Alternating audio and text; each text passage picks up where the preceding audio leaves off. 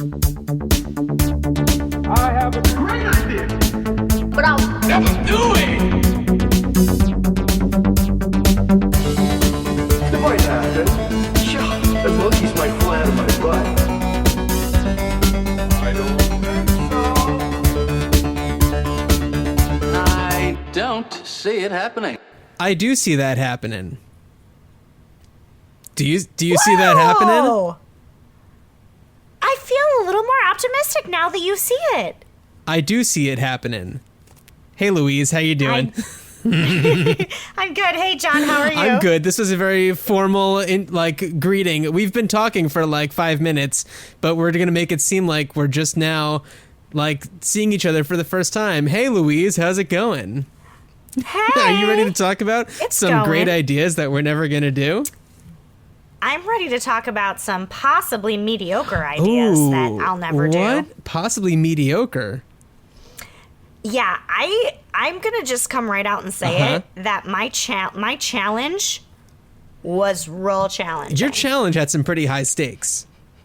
It really did, and as clearly an expert, as someone who has experienced this thing. Oh God, I just felt so inadequate. I was like, let's talk about it. Let's talk about it. Okay. Start with challenges. Let's start with challenges. We're breaking format, everybody. Okay. Right. So, let's. If this is your first time joining us, this is the podcast where John and Louise, that's us, us, hey, talk about ideas that we're never going to do. Hence the title. Yeah, you've had those ideas where you're just like, oh man, why doesn't this exist? Oh man, someone's going to make $1 million off of it, but it's not going to be me. Not going to be me, though. Mm-mm. So, in each episode, we give each other challenges at the end to come up with an idea based on a certain whatever it may be. And for this episode, at the end of last episode, I revealed some crazy news that I'm gonna be a dad. Hey, what's going on? I'm gonna be a dad. And I challenged Louise with coming up with was it a parenting idea or was it a pregnancy idea? Pregnancy. Right. I know. Here's an idea. If you're not ready, don't do it. Well, I think that maybe I made the challenge too broad. It should have been more specific. No? Oh, I don't know. I was thinking about the time that you challenged me about Daisy and going bonkers out the window, and I was like, this is very specific. Okay, it was too specific.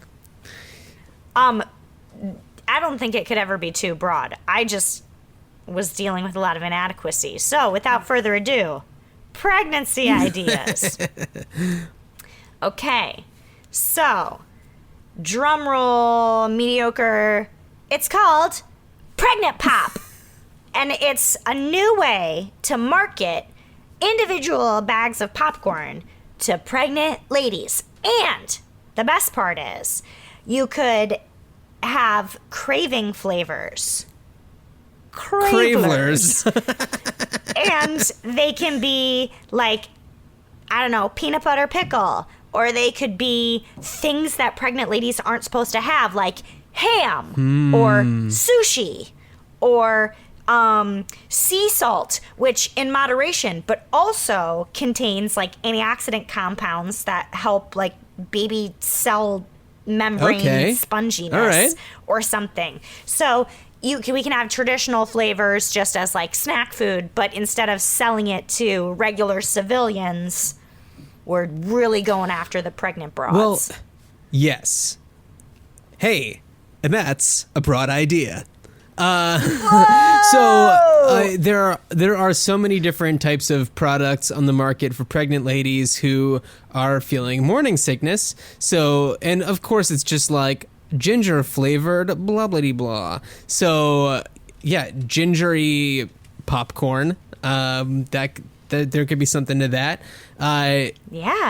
So when Laura, my wife, for those who are just tuning in for the first or second time, Laura had a really difficult time for a while, and day by day, what she could eat was very different, which made shopping impossible. So at one point it was just like anything salty. So like miso soup, that'd be a good popcorn flavor. That would be delicious. I would eat it. I don't like soup, but I think that a miso soup flavored popcorn experience would be quite delightful. And I think Trader Joe's has like dill pickle popcorn, and that is delicious.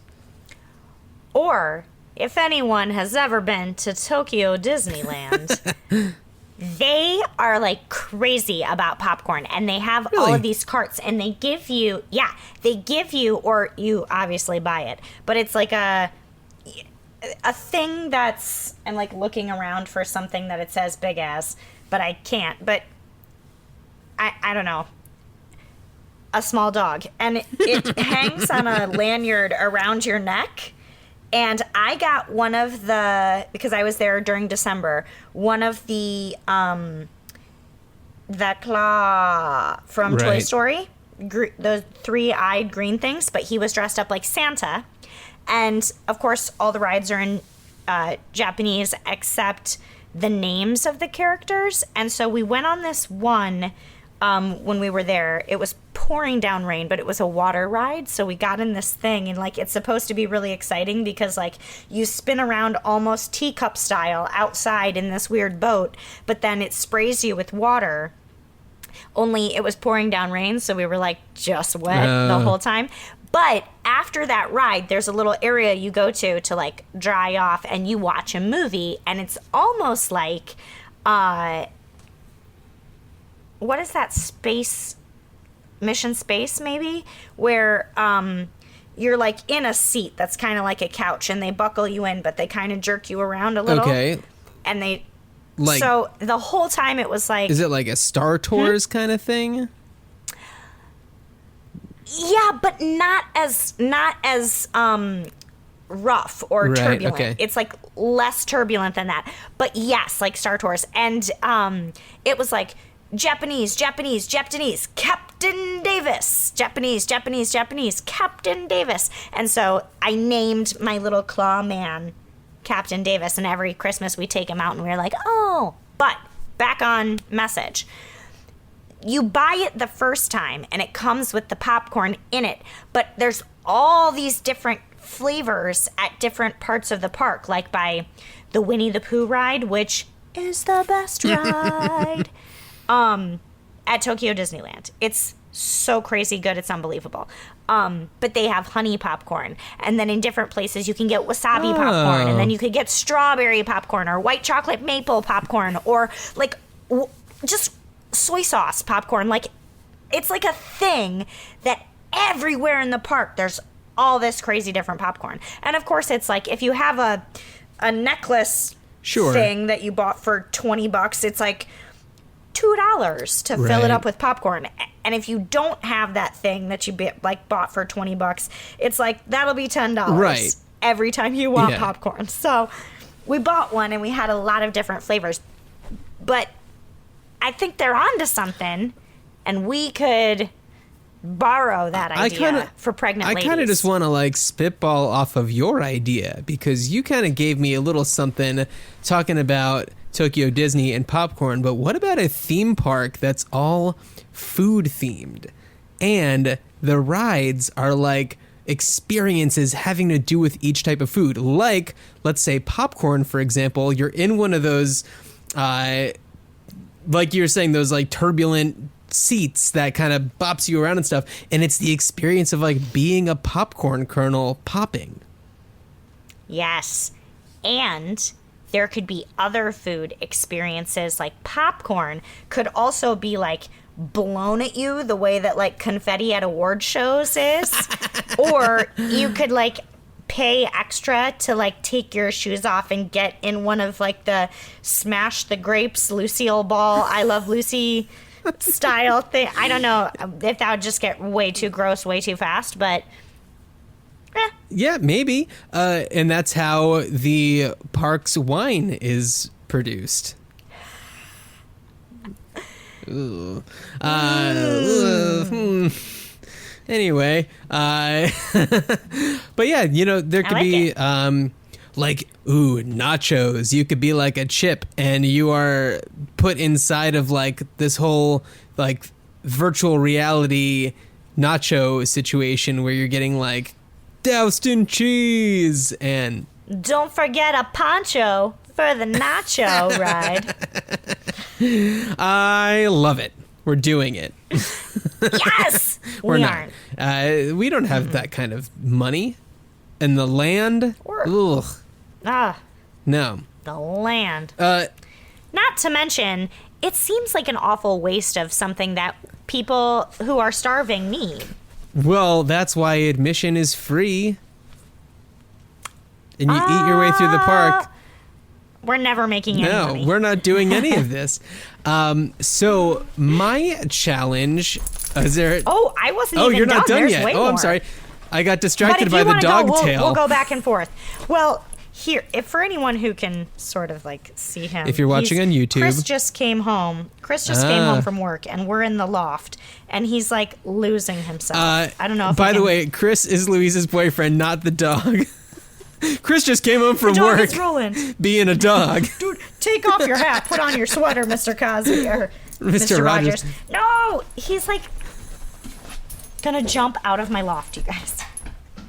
He is He's so losing excited. himself. We might need to just. Oh, wow. Anybody watching on YouTube has gotten a real glimpse into the life of the New York podcaster. Oh. Roland. Oh, man. Oh my God. Okay. Thank you. He went crazy. Welcome home. Do you want to do a Cheerios idea? No, and then I only I'll- have my one Cheerios idea. Oh, okay. I'll keep Okay. going. So, next idea. Pregnant goggles. Okay. If you're having a self-conscious day and you just like feel kind of alone, you put them on. And then everyone appears pregnant. Appears pregnant, so they're just like miserable and like hunched over, and or you just mean like they have a bump. Yeah, I guess I was mostly thinking that they have a bump. Oh, wait, they're miserable? I thought they were supposed to glow. Clearly, I have no experience. Well, the way things are over here, there's not much glowing happening. But you gave me another idea. So Cosmetics. Pregnant cosmetics. that's a good Glow, one. even if you don't The glow. artificial pregnant glow. Well, one thing that we're dealing with, and that you hear all the time from pregnant couples, is the woman who's pregnant says to their partner, like, you have no idea how this feels. I wish you could feel this. And, and also like being on the other side of that, it's like, I wish I could understand what you're going through. So maybe there's some sort of like chip or something that a pregnant woman can put like on like the base of her neck, on the spine or something like that, that transmits whatever sensations to, and then the partner, the male or whatever, like has the receiving end of that and it goes through those same feelings. Because then I could say like, I do know how you feel, and man oh man, let's figure this out. Thank you for being a superhero. Oh yeah, for sure. Yeah. Moms are crazy superheroes. I don't mean to talk about other podcasts on our podcast, but there's one that I sometimes Wait, there are listen other to. podcasts? Gasp. Go on. And it's called The Longest Shortest Time. Oh yeah. And that podcast will make you want to lose your mind. I mean, I'm sure it's really informative and stuff, but I don't know. I have these like opinions of myself in a weird fantasy of if I ever became a mother. P.S. Not something that I ever thought I wanted. Like, I grew up my entire life being like, that's just something I won't do. Uh-huh. And I don't know, now I have other thoughts, but like, I'm not racing to do that. Maybe I should be, because I'm getting kind of long in the tooth, but Obviously, look at this old lady. but some of the things that they talk about, I'm just like, why doesn't anyone talk about this? Well, everybody should go listen to that then. Or maybe not. Yeah. And it's not like meant to scare you. It's just like, why doesn't anyone say this? For instance, I like have this like horrible vision of myself as like a warrior princess who's gonna like give birth naturally in the woods, holding onto a tree branch and hanging on and just like letting out these warrior like cries and like picking up my dirty baby off the ground and being like, I did it by myself. And now after listening to this podcast, I'm like, oh, C-section? Sign me up. Yep. Absolutely. Sign me up. I know there's probably ups and downs to both. Right. What a confusing, scary time. It's crazy. It's the craziest thing that we can do, that we've been doing since before we could do anything else. And by we, I mean women. It's nice recovery. It's absolutely insane. Absolutely insane. I don't know how people do it. I don't know how people come out on the other side being like, that was a magical experience and I loved every second of it and I felt amazing. But people say that and it's like, oh boy.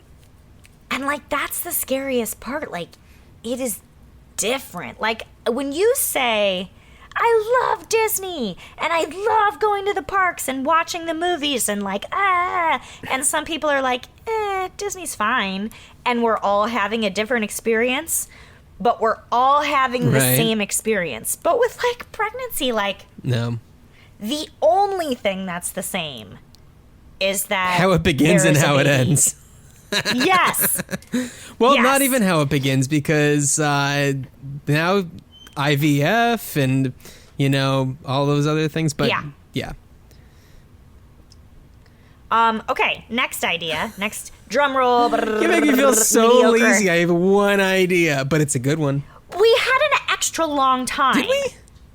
Yeah, I guess so. Yeah, we skipped a week. We didn't skip a week. We didn't? No. Oh, God, I got obsessive compulsive about this one. Because I felt so inadequate. Okay. You know how sometimes moms are told for the last trimester they have to stay in bed? Now, I know that literally they don't have to be in bed. And I've been watching a lot of Parks and Rec, so I'm sorry that I did that. But that's where that came from.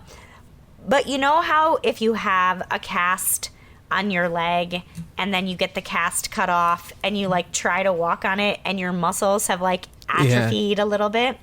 Okay. Atrophy patches for bedridden moms to keep their muscles like either in their legs or backs, wherever you need it. Just like quick little like pulses, shock. Yeah, to keep you as strong as you're going to need to be once that baby is born, because I just can't imagine.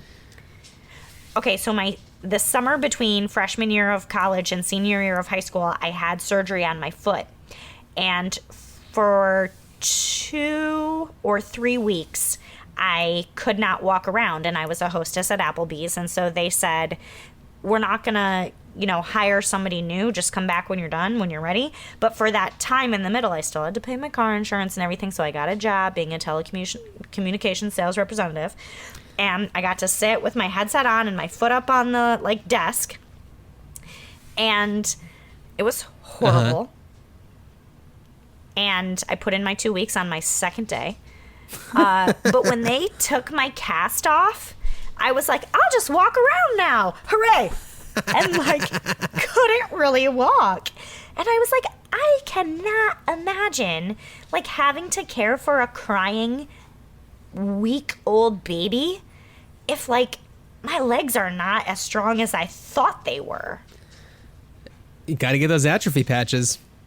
You got to get those pregnancy atrophy patches. All right, final idea. There's another one?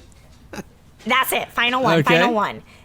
It's pregnancy earmuffs for when stupid people start to say stupid shit to you. Well, either about your appearance or an opinion that they have that was not solicited.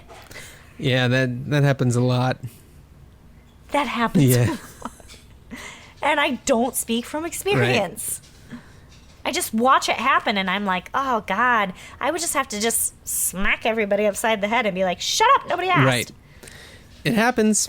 Or your doctor is, like, obligated by law to tell you, and I got this from the podcast, complications with C-sections, but not obligated in any way, for any reason, to tell you about natural birth complications.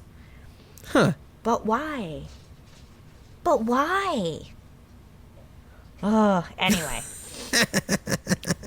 It just makes me so nervous. So yeah, earmuffs. So that when your doctor starts telling you like 1 in 20,000 people experience death, you can be like, no. Yeah. Let's send them off to Sears. We're gonna get them out there. It's happening. Skymall. Skymall. Oh, it's total Skymall right there. And my challenge idea is total Skymall material. Oh, yes, perfect segue. So, what's the number one problem with Cheerios? They spill a lot? That's exactly the thing. Okay, so what if you had a Pez-like dispenser for Cheerios so you can have individual Cheerios on the go? Yes. You could like pop it like a Tic Tac. Pop it like a Tic Tac. That's like their slogan if Tic Tac is cool with it. And then Tic Tac could be like, pop it like a Cheerio.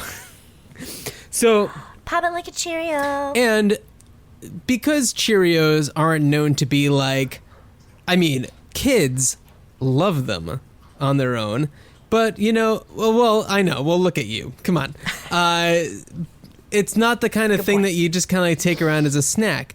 So, yes, Cheerio has definitely dipped their toe into the flavor pool. They've done frosted, honey nut, obviously. I believe they've done chocolate ones. I think they do like multigrain. Well, multigrain, Also? yeah, that's like, you want Cheerios, but you want them to be worse? Have multigrain Cheerios. But what about like the Olympic medley, where there's like 4 different flavors in one Did they bowl? do that one? Oh yeah, or they did in 1996. That was my favorite one. What were the flavors? Was it like multigrain original? Yeah, and honey nut, and like I think there was maybe like Oh, I remember this. Yes. I don't know if there was like a maple flavor. I don't know if I made Maple. that up. That does sound really good. Or like a corn one that was like a little more yellow. I don't know. It was like there were. Yeah, that sounds. I don't. Maybe that I does made it sound up now. familiar. It does sound familiar. But like they could do like thin candy shells on them. You know, like really get into snack territory and veer away from like Yes. cereal territory. Oh my god! And how good would that be in trail mix? Ooh. That would be Well- such a good addition. And, you know, just talking about, I guess, okay, sub idea. Because kids love little baggies of Cheerios so damn much, was it General Mills? I think it's General Mills. Yeah, I think so. Why doesn't General Mills just like sell little baggies of Cheerios? They can make a ton of money doing that. Yeah. Just start calling them 100 calorie packs, and all of a sudden, skinny Seriously. ladies will start buying them too. Yeah, 100 calories of Cheerios is like a box of Cheerios. High source of fiber. For real. Yeah, so nothing too groundbreaking with Cheerios, but I just thought it'd be fun to, you know, pop a little cartoon character Cheerio dispenser. I like it. I was like thinking you can obviously do environmentally friendly holiday decorations. Like you could do like garland that you string around the Christmas tree or whatever. You could make it like earrings, right?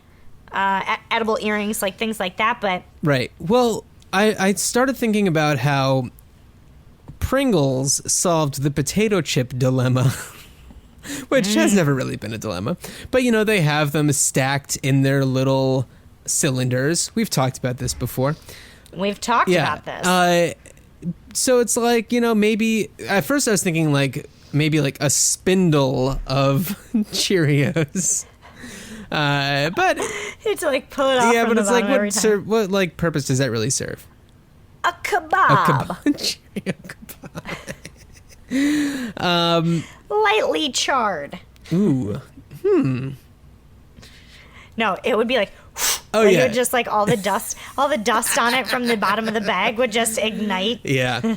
So that's what we get for Cheerios. What I mean, have you had any other things going on in your life that maybe sparked anything?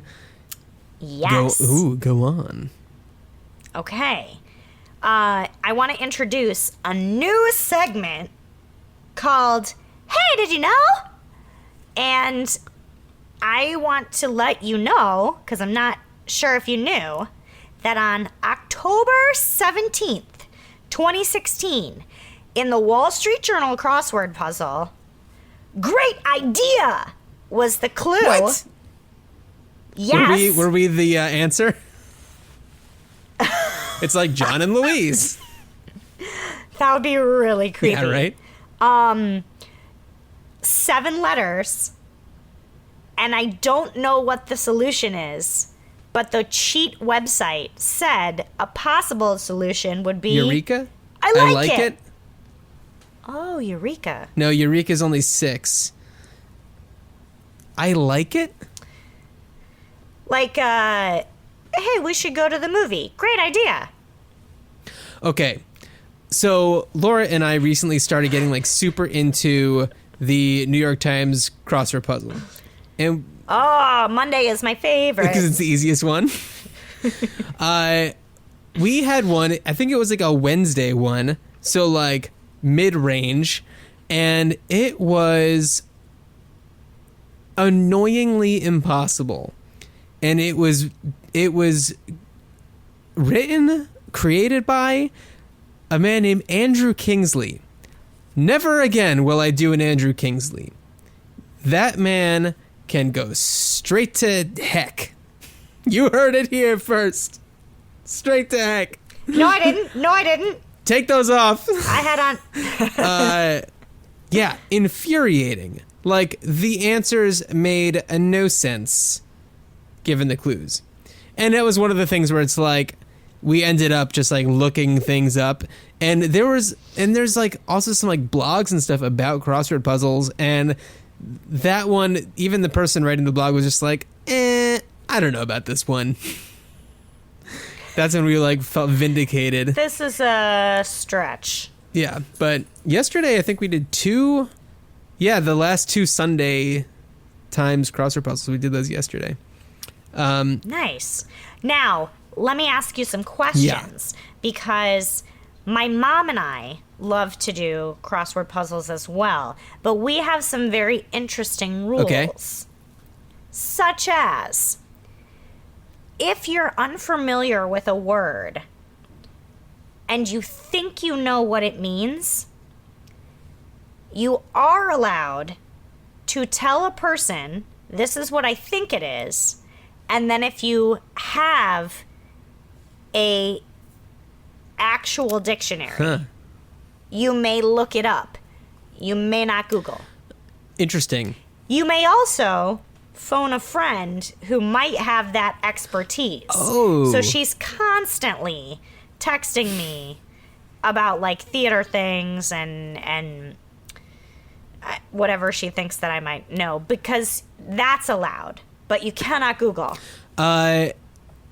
Do you have interesting rules? We have very loose rules. The only times that we will look up either an answer or a definition, answers happen rarely, and they're usually just to confirm. And it's usually when we're like, towards the end and we're like super stuck. But we'll check definitions only if we are like 99% sure we know the definition, and it's like, but part of me is just telling me like, oh, maybe not. That's when we'll look up just the definition, but it's usually not for one where it's like one word. It's like part of the clue, so it's not going to be like a synonym. Right. It's just going to be so that we can understand the clue a little bit better. Right. I have a question about doing it. Are you guys pencil and erase, or only write it down if you know the answer? It's funny you ask. What I do is I make a copy of the, because it comes in like the magazine, which first of all, a pencil is not going to work on that thing. It's glossy paper. So I make a copy of it, and each of us has a copy that we are doing with pen. We, on the first round, unless we're 1,000% sure that we know the answer, we do not write it into the actual squares. Sometimes, though, get a little cocky and you make a mistake, but it's okay. Hopefully the letters can easily be switched into different letters. So what we do is, between the two of us, I am more willing to write something in if I feel like if we have this in there, even if it's not right, it will at least help us to figure out what some of the other ones are. And if it's right, great. If not, oh well. Yeah, so we each have one, and then hers usually stays pretty clean, and mine is the one where like things get worked out. I think it drives her nuts, but it's like, it's okay, we've got two of them. It's all good. Yeah. That's a much better system than the way that my mom and I do it. Usually we're like sitting over each other, like both trying to look at the same thing. And then sometimes Mare will say like, you do downs and I'll do a cross. Oh, no, and no. Like, no. Okay. And her rule is, oh, who cares? Write it all in. Because she's like 90% right, like every time. But it's like the one time that she's not, and I freak out. But I am... do not write it down unless you know for sure. Well, here's my problem with one person doing the acrosses and one person doing the downs is like, sometimes you need to know everything that's going on. Plus, if there's a theme, you got to know what the other ones are so that you know what the theme is. Oh man, there's nothing more satisfying than like figuring out the like quirky theme. Well, sometimes we work in quadrants too. Like, we'll only do, like, this corner, and then this corner, and then this corner. Because it's like, once you get the one, you can start filling in. Yeah. And sometimes that's an easier. Interesting method. We just go all the acrosses, then all the downs, and then we kind of revisit, and we're just like, okay, what did we think we had for 21 across? Does that work with this and this and that? And if it does, it's like, great. It's Yuli's gold. It's Arlo Guthrie. It's Iota. Of course it is. It always is. So, yeah, we're talking about crosswords. Where did this come from? It came from the new segment. Yeah. Hey, did you know? Right. Did you know? I also have a different idea. Or do you have an idea without that segment? About that segment? No, before we got into that, like, you asked me if I had an idea, and I was like, I do. I'd like to introduce a new segment, but I also have an idea. But if you did, then you go, and then I'll finish. Okay, I do have an idea. Okay. I feel like I had some sort of clever name for it, but maybe I'll remember it as I'm talking it through. But this one is for people of maybe an older generation that I think really can expand to people of all ages, because there are certain things that we need to do that require physical paper documents. Not everything can just be on a computer or stored on your phone. So this is a device that will help us navigate our paper documents using our devices. You following me? No, you're not. What I'm talking about is a scan? No. Yes and no. It's a filing cabinet. And what you do is when you are putting a paper into the file, it knows which file you're putting it into, and it does like a quick scan of the document while you're putting it in. Right? Whoa. Does this make sense? Yes. Yeah, so that if you're just like, ooh, where did I put my W-2 from, I don't know, 2014 for when I worked at KB Toys. Totally worked at KB Toys when I was a teenager. And then you're just like, it's not in the file where it should be. You can look up on your device, and it'll say like, the location. You put that. Yeah, it's like you put that in your car registration folder for blah blah blah blah blah. So. Yeah. In the same way that in a large parking lot, you take a picture of like the J5 so you know where you parked. Right. It's like that. Jackson for 5. Your physical... Is that a Jackson 5 theme park? Can you imagine? Yeah. Well, now it's all I want to do is imagine the Jackson 5 theme park. This is a theme park episode. Yeah. That's a new idea. Popcorn and the king of pop.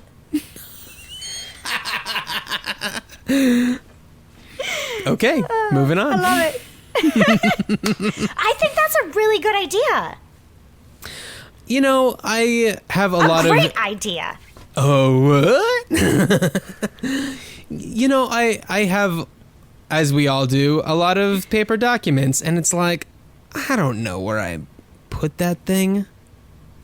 Yeah, and I have filing cabinets, but it's just like they get too overcrowded, and unless you're like being really diligent about what's going where, Yeah.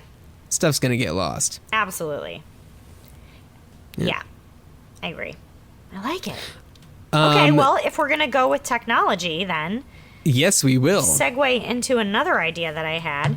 Mm-hmm. And I know there's probably a separate app that does this. But if we have the technology, Apple, just make it a thing. Yeah, I come on, want Apple. there to be timed messages. Okay. So say I have a friend who is in Kathmandu, and I'd like to send him a text message, and I think of it, instead of setting a reminder for myself that says like at 11 p.m. when it's X in the morning for this person, send a text because they'll get up and read it. I can just write it and then put a timer on it so that it'll send when it's that time for the recipient. Oh, okay. So it understands where you are from the like geolocation in your own phone.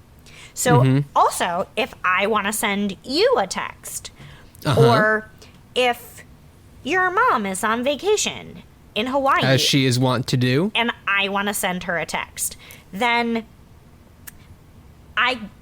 wherever she is, I'm not going to wake her up, or cause her to continue to toss and turn because she can't go to sleep. Timed messages. I like it. That needs to be just a setting. Yeah. Like, if you can force press and get confetti and balloons, let's just, like, set it so that recipient receives at 10 a.m. Yeah. And it's always for the local time of the recipient. Right. Yes. I love it. We have to make sure that people hear this who can do that. Because I know you can mute either, like, all text messages or, like, do the do not disturb, or keep certain ones not do not disturbed so that those specific ones still come in. If you have, like, a high profile job and your boss needs to get to you, but everybody else, you're like, you can wait till the morning.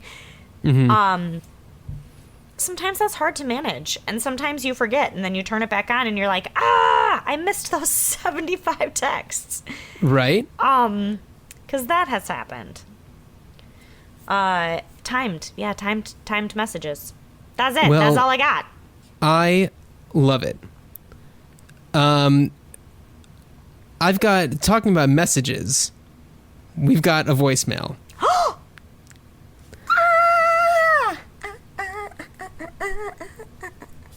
All right, I'm going to try to just play this. I'm so excited. Because I don't have my, now that phones don't have headphone jacks on them, it's, I lost my dongle, of course. I don't have the thing to, put it in there. So I'm just going to try playing it. You filed that under your car registration. I know. I'm going to just try playing it directly from here, and we'll see if this works. Okay. Fingers crossed.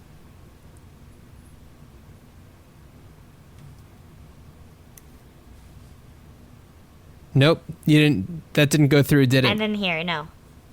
Let me try something. Bear with me. I will edit this out, I promise. Bear with me, bear with me, be with me tonight. Everybody who was born after 1985 has no idea what I'm talking about. Let's see. Unless you listen to aughts radio. Okay, what I'm gonna do, I'm gonna play it just from my phone speaker, but this is just for you, Louise. I'm going to edit it in post. Fancy. Because it's gonna get the that weird thing. Okay. Yeah. All right. Hey guys. Wait, hold on. Sorry guys, I'm having trouble because I'm on my bike. I just pulled over so I could call you because I was listening to the show, which I listened to anyway, but I was listening to it specifically to get this phone number because I had an idea earlier and I wanted to call you and tell you. Anyway, let me just jump into the idea because it's massive. Okay? It's called, this is Scott, by the way, John's brother, Louise's brother. The idea is called Flavo Straw. It's a straw, and the inside of it is lined with different flavors. So when you're drinking boring water, it can make it taste delicious. When you're drinking your seltzers, to make them taste delicious. A few weeks ago, don't know if you remember, John, but maybe it was months ago, you were talking about how you're like, well, hey, I'm adding a little lemon juice to my seltzer. So, this is that. Flavor in the straw. You can have all kinds of ones. You can have sweet ones. You can have savory ones, acidic one, whatever you want. Flavor inside the straw, Flavo Straw. Comes in its own little wrapper. You carry it with you at all times. Carry 10 of them. You can just pop them in the water. And you're like, guys, don't worry, I got my own delicious beverage. All we have is this river from which to drink. Well, now I can make that river taste like lemon lime. So, anyway, there you go. It's a great idea. I will personally never do, and you won't either, but I don't know. Anyway, I hope it's not too windy. Sorry, I'm on the bike. It's happening. So, yeah, I'm going to go back to listening to the show. Thanks. Thanks for calling in, Scott. Scott, who is the guest on the last episode of the show. That's an awesome idea, and I love it. Me and, too. Yeah, I mean, it's like when you use a Twizzler for a straw or a Red Vine, depending on where your heart truly is. Yeah, flavor straws. I love it. It could revolutionize camping. Yeah, especially if it also is a filter, like if it filters out all that icky stuff. Actually, don't drink from a river. Well, drink from a river if you're using one of those high grade camping filtration system types of things. Yes. Yeah. Wow, that's inspired. Yeah, thank you so much for calling in, Scott. Always great to hear from you. And hey, Louise, we have another one. What? I know. What? When it rains, it pours, baby. All right, you ready for this? Hey, I'm in South Korea right now, and I just recalled an idea that my mom used to have when I was growing up, that unfortunately they actually do in South Korea, and that is having a button on your table when you go out to a restaurant. So instead of trying to get the waiter's attention by raising your arm or waiting for the waiter, whenever you need something, you hit the button and it dings onto either a screen in the back, or it vibrates a little beeper in your pocket, or something along those lines. Maybe, for instance, it could have a beam of light. So whenever you hit it, the beam of light, like a little laser, shoots up, so you can see what tables need help and what tables you don't need to check in on as much. So it could be a good idea both for restaurants, waiters, and for the people getting their food, because they can get the things that they want. And if they just want to have some time with the people that they're with eating, they can do that too. Hope you guys like my idea. Or I guess it was my mom's idea. Thank you so much, caller. And thank you, caller's mom. I love it. And I already have like 1,000 thoughts. Okay, let's have them. So at first when he said beam of light, I was like, that's weird. But then I was like, ooh, but what if like it's different colored lights and each color represents something different? Like I need the check, or I just need some water. You know, because it'll change. Beverages are blue, and food needs are red, and your check is green for money. Right. And maybe they blink with a speed depending on how urgent the need is. How many times you've smashed the button? Sure, because maybe it's like, I need the check because I got diarrhea. And I got a GTFOO here. And it's like, it's just a little bit more urgent than it normally would be. And yeah, I love this idea. I think that it's something that this country is definitely missing. I'm sorry that I'm shaking around. My computer's like getting really hot. Oh, okay. That's okay. But yes, this country needs a lot of things. This is definitely not at the top of the list, but it's on the list. Speaking of that particular caller, because I recognized his voice, I don't know if I shared this with you, but he sent me a picture of these public toilet seats in Korea that, you know how we just have like the one lid? They had like, this one comes down if you're a lady and you'd like to sit on a toilet seat. And then this one comes down if you're, a smaller child and you feel like the hole in an adult toilet is like too big and scary and you don't want to fall in.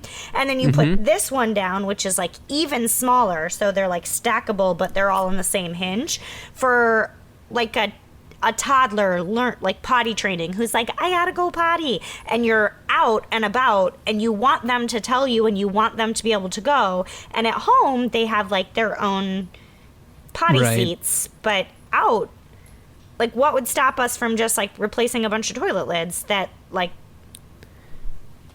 I don't know. It was a picture of one in Korea and I was like, I think that's genius. I think that's an awesome idea. Super helpful. Yeah. It's like little Matrushka toilet seats. Yes! Yes. Matushka? I don't know. Oh, I like it. Great idea! Hey, that's a great idea. Did you have any other ideas? That was it. That was it? Well, then why don't we move on to our challenges for next time? Okay. All right. Okay, I'll start. Okay. So, there's a lot going on here. I am about to switch insurance companies, health insurance, and it has kind of gotten me thinking like, oh yeah, I should probably like go to some doctors.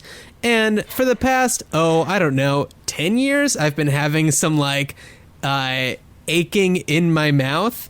So I'm like, I should maybe go see a dentist.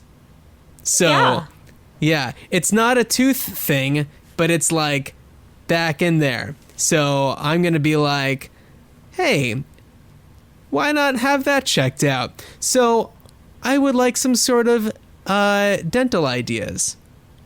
Dental ideas. I like it. Okay, that's like way better than my challenge for you, which is Ziploc baggies. Oh, I like it. I like them. Okay. I like them with the exception of the fact that they are destroying our planet. Okay. Well, for Oh, some man. inspiration, I might send you an idea that somebody had, not for Ziploc baggies, but for like 2-liter bottles. It's called a bottle cutter. It looks like a tiny stamp. And you, like, it's got a little blade on the inside, and you, like,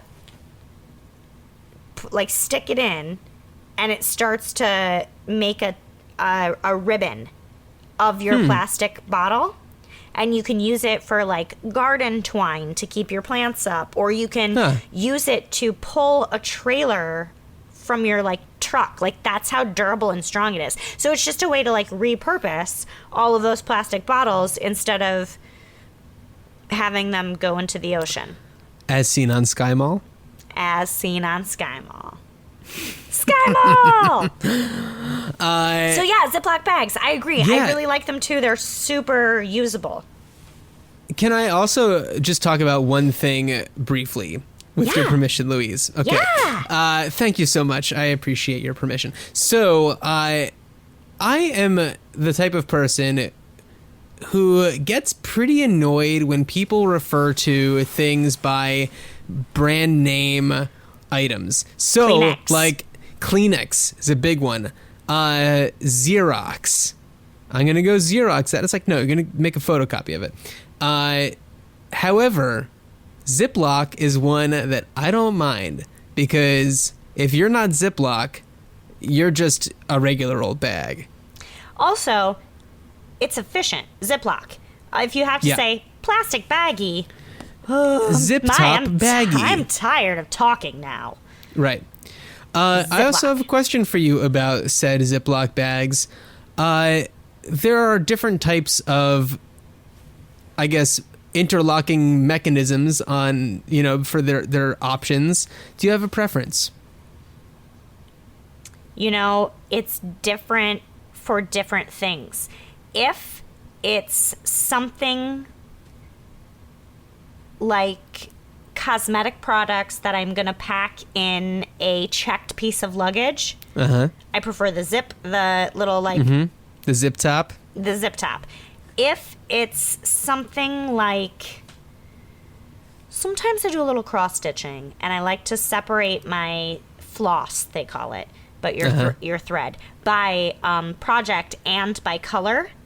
I don't want all of those plastic nubbins that the thread's going to get caught on. So for that, I prefer the pressing of the teeth one. Oh, I see. Because if it pulls on it and it all starts to unravel, then it's like, ugh. Yeah. So yeah, I separate by like color and project, and so they're like, one project will be in a gallon bag, and all of the like blues, grays, yellows, oranges, red, pinks will go in smaller sandwich bags or what have you. Gotcha. I'm zip top all day, every day. All day, every day. And I'll tell you why. I don't trust myself. I don't trust myself to have like completely closed a manual Ziploc bag. Right. And if something spills out of there, it's my fault. If something spills out of a zip top bag, it's a busted bag. That's the bag's fault. Yeah. That's the bag's fault, not my fault. I agree with you. And that's why the priority for the checked luggage, for the zip, and I'm not trying to seal the thread in there. I'm just trying to compartmentalize. Right. You are using the bag for a non-storage related purpose while you are doing that. Yeah. You are like using a divider. Yeah. Exactly. Okay. So, all right. Well, we've gone off on like 30 tangents. I love it. I love it too. It's the best. Well, anybody out there, if you want to call in, the number is 304-804-IDEA, or you can write it into greatideapod@gmail.com. Yeah, we will. You can text it too if you're self-conscious about calling in. Just text it. 304-804-IDEA. Yeah, if you write it in, we will talk about it on the show. We will probably praise you beyond belief, because there is no such thing as a bad idea. Only great ideas that are not gonna happen. Right. Yeah. Does that work out? Yeah. I don't know. Yeah, we're on social media. We're not very active. But, hang out with us there. We're not going to bug you. I mean, that sounds like a challenge. I know just what I'm going to do. Okay. For your challenge? No. No, it's a mini challenge inside of a challenge where you said we're not that active. Oh, we're going to get active. I just one thing. That's more than 0. It's twice as much. Not really. Anything times 0 is still 0. Anyway, okay. We are going to wrap things up. Louise, thanks for hanging out. Thanks for hanging out. Everybody, share your ideas with the world. And the world will share its ideas with you. I don't know what I'm talking about. See ya. Bye. I don't see it happening.